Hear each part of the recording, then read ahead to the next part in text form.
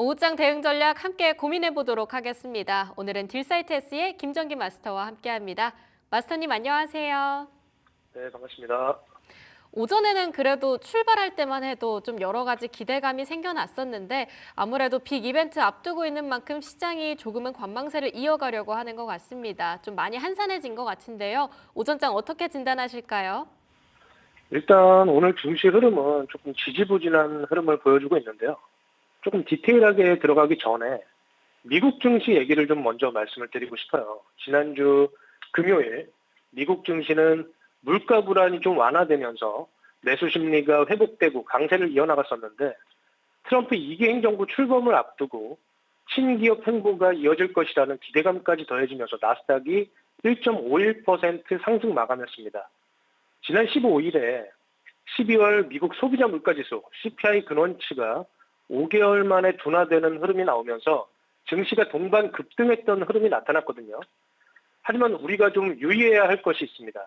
연초에 오크트리 캐피탈 회장인 하워드 막스가 미국 증시의 높은 밸류에이션을 지적하면서 단기적으로 상당한 규모의 하락이 발생할 가능성이 크다고 경고했습니다. 그 이유를 좀 살펴보면요. S&P 500의 주가 수익 비율 PER이 약 22배에 달했다라고 얘기하면서 PER이 역사적 평균치와 비교했을 때 높은 수준을 나타내고 있는 상황에서 투자자들이 시장의 과도한 밸류에이션을 무시하고 있는 것 같다라는 의견을 얘기했는데요. 제 생각에도 밸류에이션 측면에서 살펴보면 역사적으로 평균 15배에서 16배와 비교했을 때 현재는 22배이기 때문에 높은 수준인 것은 사실이다 이렇게 보고 있고요. 지난 10월에 제가 미국 증시를 좀 유의 깊게 살펴봤는데 지난 10일 국채금리가 급등하면서 달러 인덱스도 110선까지 오르고 빅테크가 조정받는 날 흐름을 좀 살펴봤는데요. 전통산업에서는 강세가 나오지 않을까 다들 기대를 했었는데 전통산업에서도 같이 조정받는 흐름이 나왔습니다. 이런 흐름을 좀 감안한다면 미국 시장도 눈치 게임을 하고 있는 것이 아닌가라는 생각도 우리가 인지는 하고 있어야겠다 이렇게 말씀을 드리겠습니다. 20일은 마틴 루터킹 데이라서 미증시가 휴장이고요. 미국 시장이 빠지면 한국은 훨씬 더 크게 하락할 가능성이 있습니다. 대외 변수에 민감하고 수출 의존도가 높기 때문에 뭐 어쩔 수 없이 S&P가 빠지면 이머징 마켓의 비중은 훨씬 더 축소하게 되어 있다 이렇게 봅니다. 하지만 이 타이밍은 누구도 명확하게 알 수 없기 때문에 일부 현금 비중을 챙겨놓고 플레이하는 것도 하나의 대안이 될 수 있겠다고 말씀을 드립니다. 국내 증시를 좀 살펴보면요. 일단 코스피는 25년 들어서 갑자기 좋아지고 있는 흐름을 보였었는데요. 누구나 아실 테지만 1월 들어서 외국인의 순매수가 유입되었기 때문입니다. 연초부터 지난주 금요일까지 코스피 누적 순매수 대금을 살펴보면 연기금이 1조 1,772억 원으로 가장 많이 매수했고요. 외국인이 8,271억 원으로 두 번째 순매수 대금이 많았는데요. 아쉽게도 지난주 금요일 17일에는 2,338억 비중을 축소하는 흐름을 보여줬습니다. 오늘도 마찬가지로 외국인의 단기 차익 실현 흐름이 이어지고 있어요. 코스피, 코스닥 전체 시장에서 외국인의 누적 순매수 상위 종목을 좀 살펴봤더니 SK 하이닉스부터 레인보우 로보틱스까지 반도체, 방산, 항공우주, 조선, 자동차, 제약, 금융, 로봇까지 섹터 내 라지캡을 전반적으로 분산 투자하고 있거든요. 사실 4분기와 1분기 실적을 확인하게 되면 분산했던 포트폴리오를 조금 압축적으로 모아가고 나머지는 매도하는 흐름이 나올 것으로 예상을 하고 있습니다. 오늘 증시를 좀 마이크로하게 살펴보면 도널드 트럼프 차기 대통령 취임식이 내일이죠. 여기서 에너지 비상사태를 선포할 것으로 보인다라는 뉴스가 나오면서 발전원인 원전까지 강한 흐름을 보여주고 있고요. 포항 영일만항 대왕굴의 시추 보급선이 작업 시작했다는 소식에 대왕굴의 관련주들도 강세를 나타내고 있습니다. 직전 거래일에 필라델피아 반도체 지수가 전반적으로 상승하면서 반도체 스몰캡에서도 강세가 나오고 있습니다. 역시나 저는 지금 돈은 한정되어 있고 이 한정된 돈이 이제 돌아가면서 순환매가 나오고 있는 것이 아닌가 이렇게 보고 있고요. 라지캡이 상승하는 날에는 스몰캡이 조금 강세를 약한 흐름을 보여주고 있고 스몰캡이 강할 때는 라지캡이 좀 약한데 앞으로 라지캡에서 강한 흐름을 지속적으로 나와주는 그런 종목이나 섹터가 나온다면 상반기 주도주가 될 가능성이 높을 것으로 봅니다. 투자 참고용으로 말씀드리면 24년 4분기에는 유틸리티와 조선기계 그리고 에너지 부문, 상사나 자본재에서 컨센서스가 약간 상향되는 흐름이 나왔습니다. 이런 부분을 좀 참고해서 대응하시면 좋을 것 같습니다. 네, 미국장이 오늘은 또 쉬어가지만 새벽에는 트럼프 당선인의 취임 선서가 이어지는 만큼 조금은 또 안전하게 가려고 하는 움직임, 차익 실현의 움직임이 강하게 두드러지고 있다. 이렇게 말씀을 주셨는데요. 오늘 전력 섹터가 좀 많이 빠지고 있는 것 같습니다. 특히 HD 현대일렉트릭의 실적 발표가 약간은 생각보다 아쉽게 나오면서 좀 주가가 많이 하락하다 보니 전력기기 자체가 같이 좀 빠지는 흐름들 잡히고 있는데요. 오후장에 이런 수익 섹터로서 하나의 기회다라고도 볼 수 있을까요? 그렇죠. 그런데 이제 저는 이제 전력 섹터를 전반적으로 긍정적으로 생각을 합니다. 근데 이제 지금 오늘 또 나온 뉴스가 웨스팅하우스와 지재권 분쟁도 종료가 됐고 전력 쇼티지가 지속적으로 이어진다면 이제 발전원인 원전주에서도 또 새로운 동력을 찾아볼 수 있을 것 같고요. 또 삼화전기라는 종목도 그 삼성전자와 함께 개발한 SSD 라인업이 있는데 그 S캡이라는 정전 시에 데이터가 삭제되는 것을 방지해서 전력 소비량을 절감시키는 역할을 하는 부품이거든요. 이런 부품도 사실 오늘 상당히 강한 흐름을 보여주고 있습니다. 그래서 데이터 센터와 연관지어서 서플라이 체인을 좀 찾아본다면 이런 관점도 좀 나쁘지 않을 것 같다 이렇게 보고 있습니다. 네, 그러면 조금이라도 지금 담아봐야 할 것 같습니다. 어쩌면 지금이 눌림, 즉 저점 매수의 기회다라고도 볼 수 있을 것 같은데요. 실제로 지난 1월 8일 날 업앤다운 시간에 마스터님께서 LS 일렉트릭 말씀을 주셨습니다. 그때 당시에 목표가가 21만 원 부근이었는데 17일 날 22만 8천 원까지 치솟았습니다. 어찌 보면 그때 들어가신 분들께서는 꽤 많이 웃으면서 나오셨을 것 같은데요.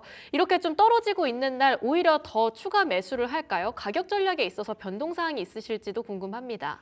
네, LS 일렉트릭 같은 경우에는 지금 현재 목표가를 도달하고 지금 잠시 매물 흡수를 하면서 매물 소화 과정인데요. 여기서 사실 제가 매수 추천을 드리기에는 어려운 상황입니다. 하지만 저는 장기적인 관점으로 봤을 때 신고가 랠리가 이어질 수도 있을 것 같다라고 생각을 하고요. 전력기기에 너무 좋은데 우리가 이제 앞으로 투자자로서 앞으로 일어날 일에 대해서 한번 생각해 보자는 의미로 오늘은 전력기기와 ESS를 한번 준비를 했는데요. 제가 가장 중요하게 생각하는 게 25년 빅테크 기업들의 캐펙스 투자가 컨센서스를 상회했다는 것입니다. 얼마 전 마이크로소프트에서 118조를 투자해서 데이터 센터를 건설하겠다라는 이슈도 있었고요. 며칠 전에는 이 LS 일렉트릭이 일론 머스크의 xAI에 데이터 센터용 전력 기기를 공급하겠다는 이슈에 또 강하게 이렇게 상승을 했었죠. LS 일렉트릭은 미국 4대 빅테크 기업 중 3곳과 배전반 전기 배분 장치 납품을 협의한 것으로 확인됐다는 기사가 나왔는데요.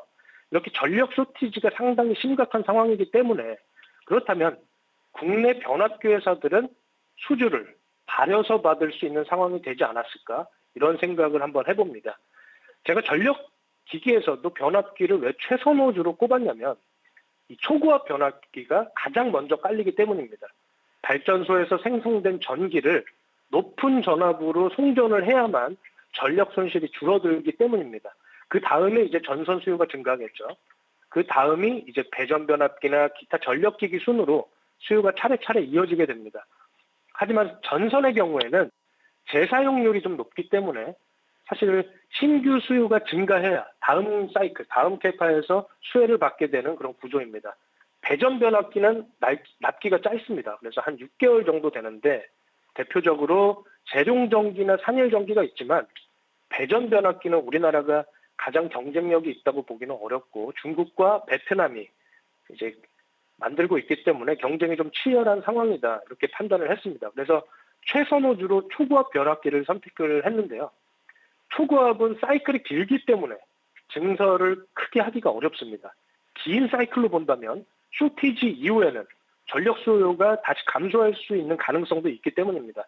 그렇기 때문에 변압기 중에서도 LS 일렉트릭을 최선호주로 제가 말씀드렸던 이유는 바로 선제적으로 증설을 했고 생산 캐파를 올해부터 4배 이상 증설에 높일 수 있기 때문입니다. 그리고 또 아시아 기업 최초로 북미 스마트 기기, 스마트 차단기 UL 인증을 받았기 때문에 데이터 센터 수요를 받을 준비가 되어 있는 기업이다 이렇게 판단을 했습니다. 그렇다면 이 전력 쇼티지가 앞으로 어디까지 확장될 수 있을까를 좀 고민을 해봐야 되는데요. AI와 로봇 그리고 데이터 센터 등으로 이제는 아까 말씀드렸듯이 발전원까지 쇼티지가 발생했기 때문에 우리가 최근에 관심을 갖게 된 게 이제 원전으로 갈 거냐 아니면 신재생, 태양광으로 갈 거냐 하는 과정에서 태양광도 한번 상승해주고 원전도 지금 오늘 강한 흐름을 나타내고 있는 겁니다. 근본적으로 좀 생각을 해보면요. 전기는 사용하지 않으면 그대로 흘러가 버리기 때문에 쓰지 않으면 그대로 소모가 됩니다. 그래서 일상적으로 사용하는 스마트폰이나 노트북에는 배터리가 있어서 이 전기를 저장해서 사용을 하는데요. ESS는 이런 배터리가 여러 개 모여있는 큰 컨테이너 박스라고 보시면 됩니다. 즉 아주 큰 배터리라고 보시면 되는데요. ESS는 말 그대로 에너지 스토리지 시스템이라고 하는데요. 그래서 오늘 가져온 종목이 ESS 중에서도 수랭식 ESS 냉각 시스템을 하고 있는 한중 NCS라는 종목입니다. 16년에 3.4조 시장에서 연평균 32%의 성장률을 보이고 있는 시장입니다. 25년에는 41.6조 시장에 이를 것으로 예상을 한다고 합니다. 빅테크의 전력 수요 증가로 전력 수요 규모가 커져서 쇼티지로 연결되는 사이클이라면 우리는 빅테크에서도 관심을 갖고 있는 ESS에 국내 증시에서도 한번 찾아봐야 되지 않을까 이런 필요성이 있다라고 생각을 해서 찾아봤고요. 한중 NCS 같은 경우에는 국내 최초로 수랭식 ESS 냉각 시스템을 하고 있는 기업인데요. 쉽게 설명을 좀 드리면 삼성 SDI에 독점 공급을 해서 넥스트라 에너지에 공급을 하고 있다 이렇게 보시면 되고 경쟁사는 국내에 없습니다. 중국에는 엔비쿨이라는 기업이 유일하게 지금 수랭식 ESS를 하고 있는데요. 그 엔비쿨이 CATL을 통해서 테슬라에 공급을 하고 있습니다. 미국의 중국 관세 부과나 규제 정책이 지속될 것이다 라는 관점으로 좀 생각을 해본다면 앞으로 테슬라에서도 ESS, 수랭식 ESS 부품들을 좀 양분화할 수 있지 않을까 이런 관점에서 제가 강력하게 추천을 드리고요. 수랭식 ESS에서 독보적인 기술력을 가지고 있고요. 폭발적인 성장을 실제로 하고 있습니다. 작년에는 전기차 화재로 배터리 화재 공포가 확산됐었는데 이런 열폭주 현상에서도 국내 유일하게 수랭식 ESS 냉각 시스템을 상용화시킨 한중 NCS가 열폭주의 대안이 되지 않을까 이런 전문가들의 의견도 많이 나오고 있고요. 실적을 봐도 2020년에는 712억을 하던 회사가 24년에 1921억을 예상하면서 흑자 전환을 예상하고 있고요.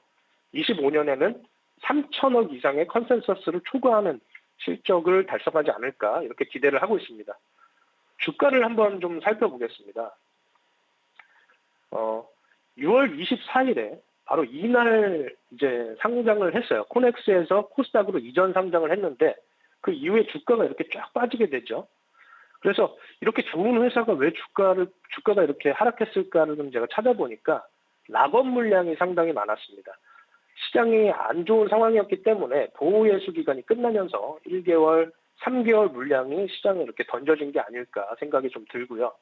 상장할 때 유통 제한 물량이 71.8%였고요. 유통 가능 물량이 28.2%밖에 안 됐었습니다. 그렇기 때문에 아직도 락업 물량이 많이 남아 있는데 이제 남은 락업 해제는 최대주주랑 특수관계인 그리고 우리 사주 물량이 조금 남아 있는데요. 보호 예수가 1년이기 때문에 풀리는 게 올 6월 말이 되겠죠. 공모가가 3만 원 수준입니다.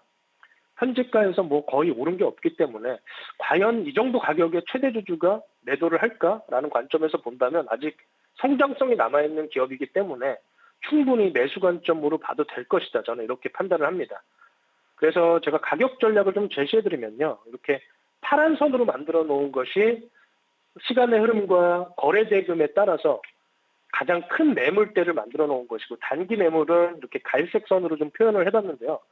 지금 오늘 한 29,000원에서 오늘 조정받는다면 현재가로 그냥 분할 매수 하셔도 되겠다 이렇게 생각을 했었는데 오늘 약간 상승한 흐름이 보여지고 있습니다. 그래도 저는 29,500원에서 현재가까지는 분할 매수 관점으로 모아가셔도 된다 이렇게 말씀을 드리고요. 그다음에 목표가는 이 장기 매물대가 한 2만 7, 8천 원 정도 되는데 약간 아래인 한 2만 7천 원, 4만 7천 원 정도를 목표가로 제시해드리고 손절가는 2만 5천 원 제시해드리도록 하겠습니다. 네, 이제는 공랭식 ESS가 아니라 수랭식 ESS가 다시 한번 대두받고 있는데요. 이러한 부분에 있어서는 차별적인 기술력을 가지고 있는 기업이라고 말씀을 해주셨고요. 또 일론 머스크 CEO가 최근에 나중에는 AI로 인해서 전력난이 하나의 재난으로 이어질 수 있을 거다 이런 발표도 했던 만큼 당분간 한중 NCS를 한번 짚어보도록 하겠습니다. 우선 매수가 29,500원에서 현재가까지 끌고 가보고요. 목표가는 47,000원. 손절가 25,500원으로 가져가 보도록 하겠습니다. 마스터님을 좋아하시는 분들이 꽤 많이 계십니다. 지금 채팅창을 읽어보니까요. 분석이 참 좋은 것 같습니다. 잘 뽑으시는 것 같습니다. 수익을 냈다고 하시는 분들 꽤 많이 나오고 있는데요. 지난번에 LS 일렉트릭에 대한 언급이 나와서요. 이미 목표가 21만 원 위에서 거래가 되고 있습니다. 여기에서 익절을 빠르게 하는 게 나을까요? 아니면 목표가나 손절가를 다시 한번 수정해서 또 새로운 기회를 찾아보는 게 좋을까요? 목표가는요. 조금 저는 보수적이고 간이 작기 때문에 좀 차익 실현 관점으로 보시는 것도 괜찮겠다라고 말씀드리지만 오늘 흐름이 상당히 안정적인 조정을 받고 있다. 그림이 참 예쁘게 조정받고 있다. 이렇게 말씀드리고 있는데요. 이 갭을 메우지 않는다면 조정받는 구간에 또 어디까지 조정을 받을지는 저희도 알 수 없습니다. 하지만 분할 매수 관점으로 모아간다면 신고가 랠리도 한번 가능하지 않을까 저는 이렇게도 생각을 한번 해보고 있습니다. 그래서 이 전력 쇼티지가 이번에는 좀 다르다. 또 이런 이야기가 나오고 있는데요. 정말로 이번에는 좀 다른 부분이 있습니다. 그게 뭐냐면 데이터 센터 수요에 신규 어떤 수요가 발생을 했고 그다음에 이 사이클이 보편적으로는 한 6년 정도가 갑니다. 그렇기 때문에 지금은 사실 이 슈퍼 사이클의 초입 구간이 아닌가 이런 생각을 하는데 주가로 봤을 때는 또 우리도 또 내일의 종가, 오늘의 종가를 알 수 없기 때문에 지금은 조금 보수적인 관점으로 대응을 하시되 저점에서 보유하신 분들은 조금 더 일부 익절하면서 끌고 가셔도 되지 않을까 이렇게 판단을 해볼 수 있을 것 같습니다. 네, 그럼 보유자분들께서는 어느 정도 익절을 통해서 수익을 달성하신 다음에 조금은 더 끌고 가봐도 되지 않을까. 일단 전력 쪽으로는 사이클의 진입 구간이다라고 말씀을 해주셨습니다. 조금 더 중장기적인 관점으로 끌고 가보죠.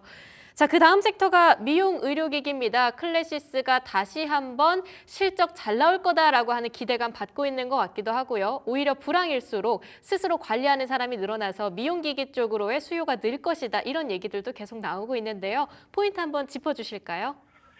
네, 사실 오늘 미용 의료기기가 주가는 사실 강세를 나타내고 있지는 않습니다. 하지만 제가 왜 특징 섹터로 가져왔냐? 실적과 숫자가 매우 특징적일 것으로 예상을 하기 때문입니다.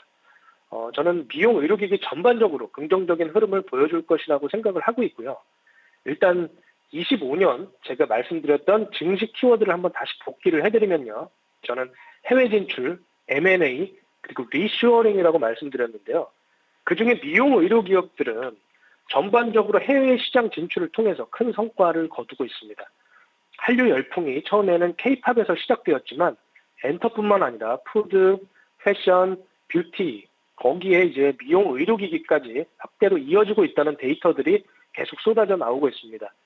의료기기 시장에서는 처음에는 치과용 진단 장비들이 상당히 수출이 좋았거든요. 근데 최근에는 미용 의료기기 수출의 추이가 상당히 큰 폭으로 성장을 하고 있습니다. 저는 이런 관점에서 미용 의료기기가 없다가 생기는 해외 수요에 더 큰 폭으로 성장할 수 있을 것이다. 이렇게 생각을 합니다. 모도 인텔리전스라고 하는 시장조사 기관에서는요.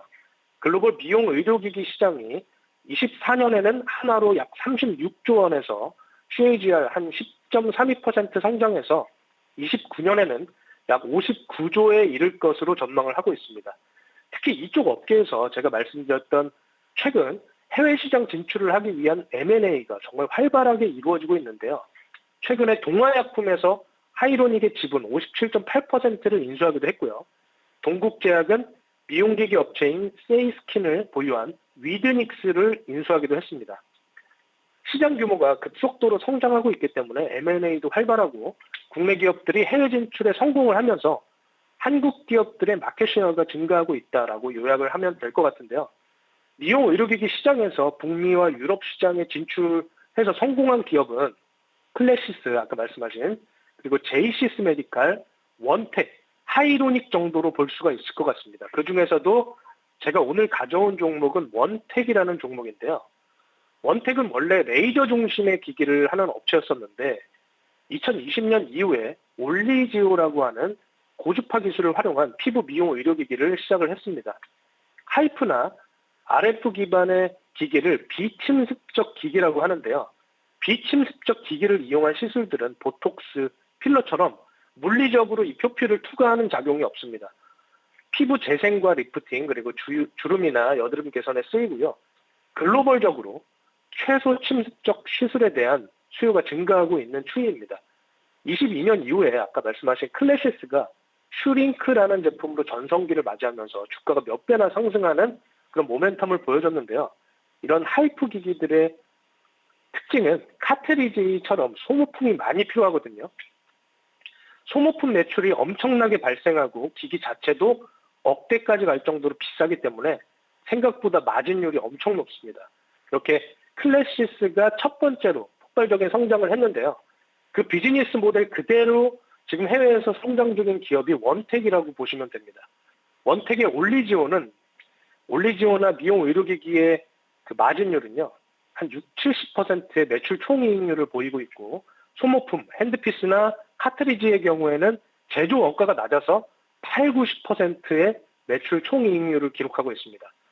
작년에는 브라질 안비자 인증을 받았고 브라질 시장에 진출을 했는데 브라질에서만 5년간 약 3천억 원이 예상되는 그런 매출 실적을 달성할 것으로 예상을 하고 있고요.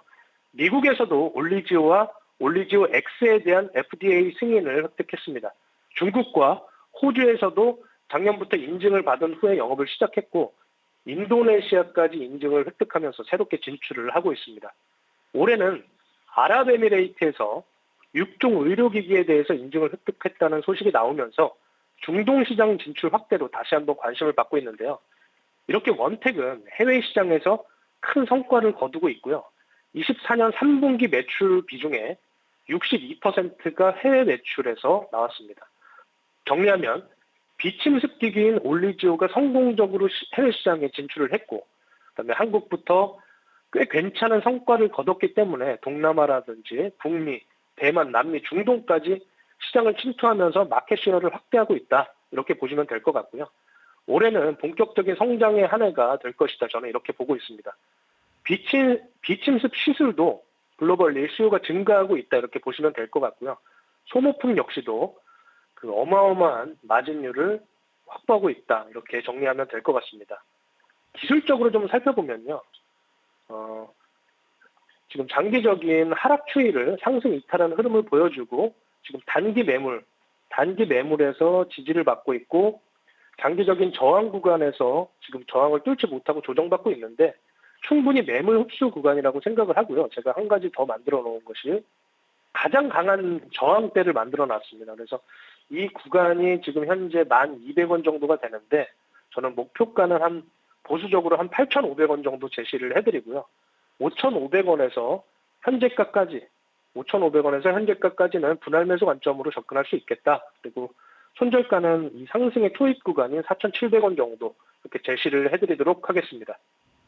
네, 2029년까지 미용기기 시장이 급속도로 성장할 가능성 한번 점쳐주셨고요. 그중에서도 원텍, 특히 피부 미용은 정말 중요합니다. 기본적으로 도화지라고도 표현을 하는데 여드름이라든지 주름이라든지 노화 개선에 굉장히 중요한 미용기기를 다루고 있다고 하니까요. 과연 클래시스의 뒤를 따라서 올해 빛나는 종목이 될 수 있을지 관심주로 한번 담아보도록 하겠습니다. 매수가는 5,500원에서 현재가, 목표가 8,500원, 손절가 라인은 4,700원까지 상승의 초입 구간으로 가져가 보도록 하겠습니다.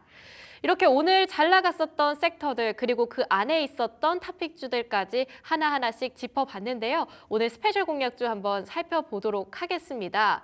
확인해보니까 방산 부문 가져와 주셨네요. 이제 조방원 다시 한번 봐야 된다라는 얘기 있던데 풍산 어떤 포인트 짚어볼까요? 네, 오늘의 스페셜 공략주는 풍산인데요. 풍산은 크게 신동사업부문과 방산사업부문이 크게 두 가지로 이렇게 나뉘어 있습니다. 신동사업부문이 더 높은 매출을 차지하고 있고요. 동과 동합금 소재를 사용하는 산업용 소재, 반도체 소재, 주화용 소전, 동전이라고 생각을 하시면 됩니다. 이런 제조업체가 주요 고객인데요. 방산사업의 경우에는 군수와 방위산업에서 군용 탄약, 스포츠 탄약, 그리고 추진 화약 등을 사용하는 정부와 민간 방위계약처가 주요 고객사입니다. 방산 부문은 군용 탄약이 주요 제품인데 소구경에서 대구경까지 다양한 군용 탄약을 제조하고 있습니다. 미국 법인을 통해서 미 정부와 군사기관에도 공급을 하고 있고요. 미국과 동남아 그리고 중동까지 방산 제품을 수출하고 있는데요. 23년 8월에 사거리 60km에 155mm 사거리 연장탄을 개발했습니다. 기존 양산탄의 사거리는 약 40km인데 아주 크게 상회하는 성과를 보였고요. 방산 수출 호조로 4분기 매출이 사상 최대로 기록할 확률이 높습니다. 일단 3분기 기준으로 한번 살펴보면요. 신동사업 부문의 매출 비중이 69%를 차지하고 있고 방산은 31%를 차지하고 있는데 방산 매출 비중은 좀 낮지만 전년 동기 대비 매출이 28.6% 증가했습니다. 우크라이나 러시아 전쟁과 중동 불안정 등으로 군수물자 수요가 증가했고요. 방산 제품의 글로벌 수요가 상승 추이에 있다는 점을 우리가 유의 깊게 살펴볼 필요가 있겠습니다. 전쟁으로 촉발된 지정학적 긴장 때문에 세계적으로 방산 수요를 늘리고 있는 추세인데요. 탄약을 생산하는 풍산이 앞으로도 간접 수혜를 입을 확률이 높겠다 이렇게 보면 될 것 같습니다. 신동사업 부문에서도 작년 대비 매출이 8% 증가했는데요. AI와 IoT 기기 확산 등으로 고성능 반도체 수요가 증가하면서 동합금 소재의 중요성이 매우 높아졌습니다. 동과 동합금 스크랩을 재활용해서 생산 과정에서 원가를 절감하고 재활용된 동합금 소재가 특히 비용 측면에서 높은 효율을 보여주고 있기 때문에 아주 긍정적인 모멘텀이 이어질 것으로 예상을 합니다. 또 전기차나 신재생에서도 동합금의 역할이 확산되고 있는데요. 전기차에서는 내연기관보다 더 많은 전기전도체와 열전도체를 필요로 하는 상황이기 때문에 또 ESS나 신재생 에너지, 발전 설비에도 구리와 동합금 제품이 필수적이기 때문에 앞으로 이렇게 수요가 증가하면서 매출 비중이 훨씬 더 커지지 않을까 이렇게 생각을 하고요. 풍산은 구리를 대량 구매하는 특성이 있습니다. 이렇게 구리 가격이 상승하면 재고 평가이익이 발생해서 실적이 크게 개선됩니다. 구리 가격이 급증하는 시기에 풍산의 매출과 영업이익이 동시에 증가하는 패턴을 보이기도 하고요. 정리하면 방산 사업의 성장성이 지속되고 있고 신동 사업의 경우에도 전기체와 신재생 사업에서 반도체 산업에서 또 수요가 지속적으로 증가하고 있기 때문에 안정적인 성장을 이어가고 있는 기업이다라고 볼 수 있겠습니다. 3분기 기준 신동 사업에서는 64.7%의 해외 매출이 발생을 했고 방산의 경우에는 미국과 태국 법인을 통해서 62.6%가 수출 비중인 것을 감안할 때 25년 키워드인 해외 진출에서 아주 폭발적인 성과를 거두고 있다라고 볼 수 있을 것 같습니다. 방산과 비철금속 업계의 평균 멀티플, 최저로 제가 7배를 적용해서 청산가치를 계산을 해봤는데요. 산업표준 대비 아주 보수적인 추정인데 멀티플 7배를 적용하면 청산가치가 한 2조 1,700억 정도가 됩니다. 현재 시가총액이 전일 기준으로 1조 5,600억 정도임을 감안을 했을 때 보수적으로 계산을 해도 약 38% 정도의 룸이 남아있다. 이렇게 볼 수 있겠고요. 방산과 신동사업의 성장성 그리고 높은 해외 매출 비중, 청산가치 대비 저평가된 현재 시가총액 등을 고려했을 때 충분히 매력적인 투자처로 보여집니다. 또 마지막으로 한 가지 이슈를 말씀드리면요. 풍산그룹 회장 겸 한국경제인협회장인 류진 회장이 도널드 트럼프 대통령 취임식에 가는데요. 미국 법인도 있는 만큼 충분히 좋은 기회가 되지 않을까 예상을 해봅니다. 4분기 컨센서스가 약 938억의 영업이익으로 추정되어 있는데 전년 동기 대비 19.6% 증가한 1조 3,300억 정도의 매출과 영업이익도 한 1,010억 정도로 컨센서스를 소폭 상회하는 그런 실적이 나올 것으로 예상하고 있습니다. 컨센서스보다 상회하는 실적이 나온다면 충분히 단기적인 어닝 모멘텀도 발생할 수 있을 것이다 라고 생각을 하고요. 한 가지 제 주관적인 의견을 좀 말씀드리면요. 미국의 규제로 계속 어려웠던 중국에서 경기 부양책을 만약 꺼낸다면 구리 가격도 같이 상승하면서 풍산의 신동 부문의 어떤 실적 개선이 될 수 있지 않을까, 뭐 이런 기대감도 한번 살펴보면 좋을 것 같습니다. 기술적으로 좀 살펴보면요. 단기적으로 큰 눌림, 스테이지 4에서 스테이지 1 구간에서 지금 저항을 받고 있는 레지스탕스 구간인데요. 지금 현재가 분할 매수가 가능하다, 저는 이렇게 보고 있고요. 목표가는 이 장기 저항 매물인 7만 원 부보다 조금 더 하단이 한 6만 5천 원 부근, 6만 5천 원 부근을 목표가로 설정하고 손절가는 4만 9천 원 설정하도록 하겠습니다. 네, 군용 탄약을 제조하고 있는 기업이라고 말씀 주셨습니다. 4분기 최대 매출 실적이 이제 기대받고 있는데요. 구리 가격과 함께 포인트 짚어보시면서 가격 전략 잘 끌고 가셨으면 좋겠습니다. 안정적인 성공 투자하시길 바라보면서요. 지금까지 딜사이트 S의 김정기 마스터와 함께했습니다. 마스터님 좋은 말씀 감사합니다. 네, 감사합니다.